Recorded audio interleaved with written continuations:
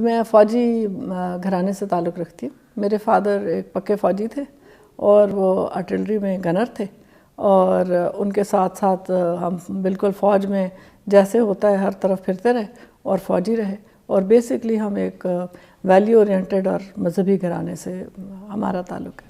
Challenges تو ہر جگہ میرے خیال میں فیمیلز کو آتی ہیں سامنے، اور بیسک ایجوکیشن میں تو کوئی چیلنج نہیں آیا. وہ تو نارملی جس طرح ساروں کی ایجوکیشن ہوتی ہے ویسے ایجوکیشن میری بھی تھی، لیکن پٹھان ہونے کی وجہ سے جس طرح پٹھان فیملیوں میں ہوتا ہے کہ جی جلدی شادی کر دی جائے اور جو ہے نا گھر کے چلا جائے، تو ایف ایس سی کے بعد اسی طرح میرے ماں باپ کا بھی یہی خیال تھا کہ جی ان کی شادی ہو جانی چاہیے، اور کیونکہ رشتے تو ہر فیملیز میں ہوتے ہیں. تو لیکن یہ ہے کہ میرا شور شرابہ مچانے کی وجہ سے کیونکہ مجھے پڑھنے کا شوق تھا، اور پھر میں ایک اچھی اسٹوڈنٹ تھی، اس لیے میری میٹرک میں ایف ایس سی میں بورڈز میں پوزیشنز تھیں. پھر جب میں نے زیادہ کیا تو میری ماں نے کہا کہ جی جب یہ اتنی محنت سے پڑھتی رہی ہے اور اتنے اس نے نمبر لیتی رہی تو یہ اب اس کے ساتھ ناانصافی ہوگی کہ ہم اس کو آگے میڈیکل کرنے نہ دیں. اب میں ایک مہینہ ہی مجھے وہاں خیبر میں ہوا تھا جب میرے پاس کال لیٹر آ گیا کہ جی آپ سلیکٹ ہو گئی آرمی میڈیکل کالج میں. اب پھر چیلنج تھا، اور چیلنج یہ تھا کہ آرمی میڈیکل کالج میں کیسے آئیں، کیونکہ میرے والد سمجھتے تھے کہ جی جو لڑکیاں ہوتی ہیں ان کو پروٹیکٹ کرنا چاہیے، ان کا خیال کرنا چاہیے، آؤٹ آف پروٹیکشن اینڈ لو کہہ لیں، افیکشن کے، کہ وہ چاہتے نہیں تھے کہ یہ ایسے اس میں جائے جہاں اس کو بعد میں نوکری کرنی پڑے. ان کو یہ کنونس کرنے میں پھر ٹائم لگا، لیکن جب وہ کنونس ہو گئے تو میں خیبر میڈیکل کالج چھوڑ کے آرمی میڈیکل کالج میں آ گئی. اور جب آ گئی، جب 2 سال گزرے تو پھر تو وہ اتنے خوش تھے، پھر تو ہی واز ویری ہیپی کہ جی ٹھیک ہے، شکر ہے یہ ادھر آ گئی اور یہ اچھی ہے اور یہ ایک پروٹیکٹڈ ماحول ہے اور سیکیور ماحول ہے. پھر ان کو وہ چیزیں اچھی لگنی شروع ہو گئیں کیونکہ بیسکلی تھے تو فوجی. آپ پاکستان میں خواتین کے اسکوپ کو کہاں دیکھتی ہیں؟ بہت آگے. آپ دیکھیں، آپ اگر آرمی میں کہیں، آرمی میں دیکھیں یا سول میں دیکھیں، دونوں پاکستان کے جو حصے ہیں، آرمی میں نے آپ کو بتایا کون سی فیلڈ ہے، آپ کو ہارڈلی کوئی گنی چنی فیلڈز رہ گئی ہیں جس میں آرمی نہیں ہے، جس میں خواتین نہیں ہیں آرمی میں. اگر آپ سول میں دیکھتے ہیں تو آپ دیکھیں آپ کی ہائیسٹ باڈیز کون سی ہیں، پارلیمنٹ ہے، نیشنل اسمبلی ہے، پروونشنل اسمبلی ہے، کہاں آپ کو خواتین نہیں نظر آتی؟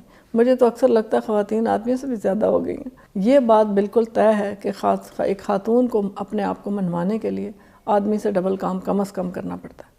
تو لیکن جب ایک دفعہ وہ اپنے آپ کو منوا لیتی ہے کہ وہ کام کرتی ہے تو پھر اس کو عزت بھی ڈبل ملتی ہے. ایسے تو کوئی، میرا نہیں خیال کہ کوئی بھی سوچتا ہوگا، نہ میں نے سوچا تھا. ہر دفعہ یہ ہوتا تھا کہ اگلا رینک نظر آ رہا ہوتا تھا کہ یہ رینک مل جائے، اور اس کا شوق ہوتا تھا. اور اللہ تعالیٰ نے سارے رینک برینک درجہ بدرجہ دیتے گئے. لیکن یہ ہے کہ جب میجر تھی تو کرنیلی کا رینک بہت بڑا لگتا تھا، کرنیل بنی تو لگا کہ بریگیڈیئر بہت بڑا ہے، پھر جرنیل بڑا ہے. لیکن جب بھی اگلا رینک ہوتا تھا تو مجھے یہ لگتا تھا کہ یہ رینک کیوں نہیں مجھے ملے گا، یہ مجھے ملنا چاہیے، میں اس کے حقدار ہوں. وہاں کپتانی میں بیٹھ کے یہ لیفٹنٹ جرنیلی کا رینک نہیں دیکھا تھا. صرف پاکستان میں ہی نہیں، دنیا بھر میں یہ ایک تاثر ہے کہ فوج ایک میل ڈومیننٹ ادارہ ہے. اس میں خواتین کی انڈکشن کو کیسے بڑھایا جا سکتا ہے؟ پاکستان کی تو سوسائٹی ہی میل ڈومیننٹ سوسائٹی ہے، صرف ملٹری کی بات نہیں ہے. اینڈ آئی فیل کہ یہ تو صرف پاکستان کے ساتھ نہیں، یہ تو پورا ریجن میل ڈومینیٹڈ ہے. بٹ اگر آپ دیکھیں نا جس فاسٹ پیس سے خواتین جو ہے نا آ رہی ہیں ملٹری میں، اور جس طریقے سے چھاتی چلی جا رہی ہیں، آئی فیل کہ سول میں شاید اتنی گروتھ فیمیلز کی نہیں ہوگی جتنی ملٹری میں ہو جائے گی.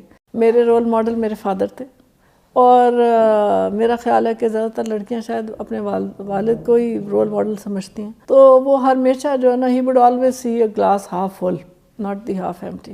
ہم سارے ہیڈ آف ڈپارٹمنٹ میری آفس میں بیٹھ کے ہم ایز یوزول وہ کر رہے تھے، کانفرنس کر رہے تھے. تو کرتے کرتے اتنے میں جو ہے نا میرے پی اے نے مجھے فون کیا، فون ملایا، انہوں نے کہا کہ جی چیف بات کرنا چاہ رہے ہیں، میں ملا رہا ہوں. میں ملا دیں.